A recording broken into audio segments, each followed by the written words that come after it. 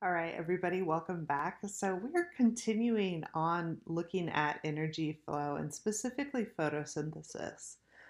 In our last lecture, we looked at what was happening chemically with photosynthesis, and we were observing the two parts of photosynthesis, the photo and the synthesis part.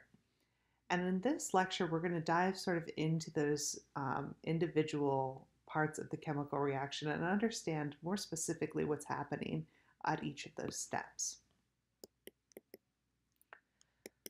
So, what we're talking about when we're talking about photosynthesis is we're talking about light energy. So, previously we've talked about chemical energy, and now we're talking about light energy, which is energy of the electromagnetic spectrum of radiation. So it's light that is captured in a chemical form.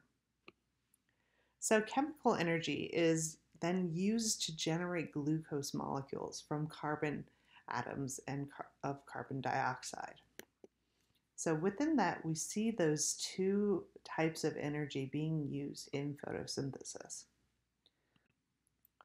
So let's look specifically at that idea of light energy and what that actually means in photosynthesis. So the sun releases sort of a broad spectrum of different types of rays of light, and only a small portion of that is visible light. And that visible light is what is going to be absorbed by the by the plant. So the sun is emitting again the spectrum of radiant energy, which travels down to the earth in waves. Now, each of these waves carries a discrete packet of energy, and that packet of energy is called a photon. And each of these photons has a characteristic wavelength of energy. And in this case, we're going to be talking about the wavelength of energy between 400 and 750 nanometers of visible light. And so this is what is being able to be absorbed by the leaf, except for green wavelengths. And this reflects off the leaf, and that's how we are able to perceive the color green of plants. So when the sunlight then hits the plant, the chlorophyll pigment in that leaf absorbs all the red and blue wavelengths of that visible light and reflects uh, the um, the green light, and that is what we're seeing and perceiving as green. So let's dive into photosynthesis a little bit more specifically. So we now know that like the pigment that we're seeing in plants is because of that visible range of light that is being reflected. And it's really chlorophyll is the pigment that creates that green parts of plants. Oops.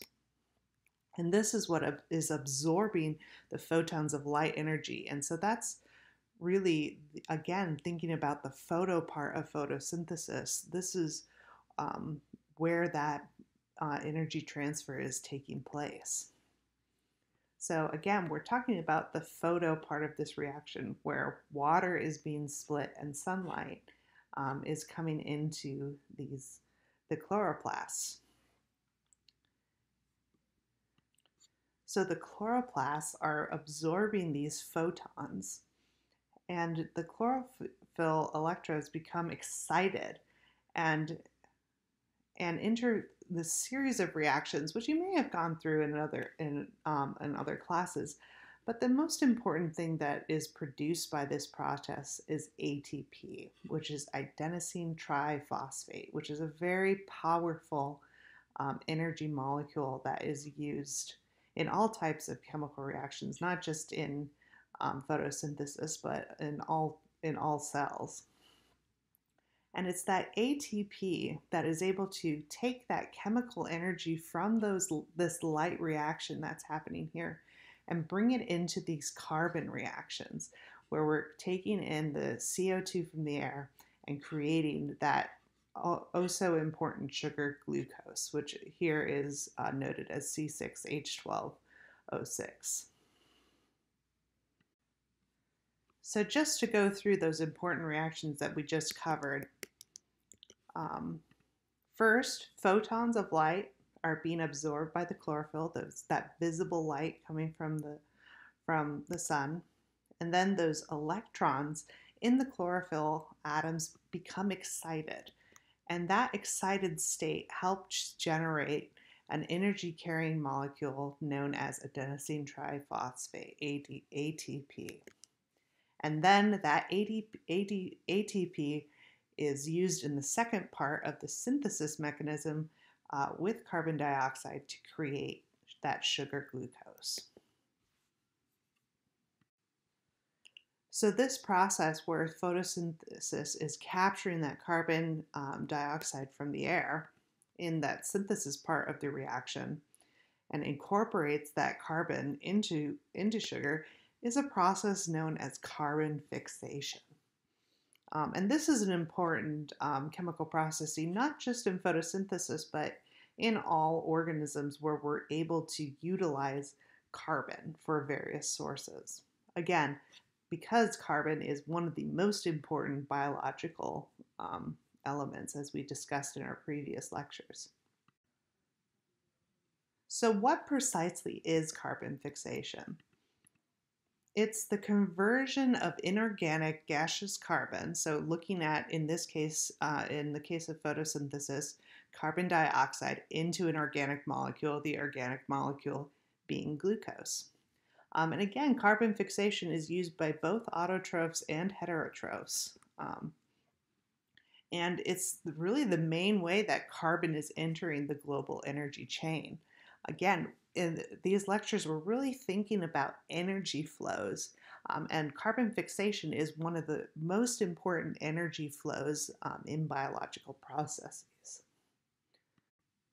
So in summary for these lectures of energy flow, all organisms require energy to live and grow. And and on Earth, our ultimate source is the sun, and that's what's the primary element for use for photosynthesis. Photosynthesis is a series of chemical reactions that captures the energy of sunlight and then converts it into a chemical energy in the form of sugar and other energy-rich molecules. So it's really that two-part reaction that is able to utilize sunlight, water, and to create energy-rich glucose. Okay, so that sums up our lectures for this week. Again, I know that this has sort of been a challenging week here in Philadelphia. I live in West Philly, so things have been hard. Take the time and energy you need to process what's happening in the world. Biology is always going to come second to that. So if you need to take some time, please just let me know. And good luck with the next content of these lectures. And we'll see you back next week for Module 11.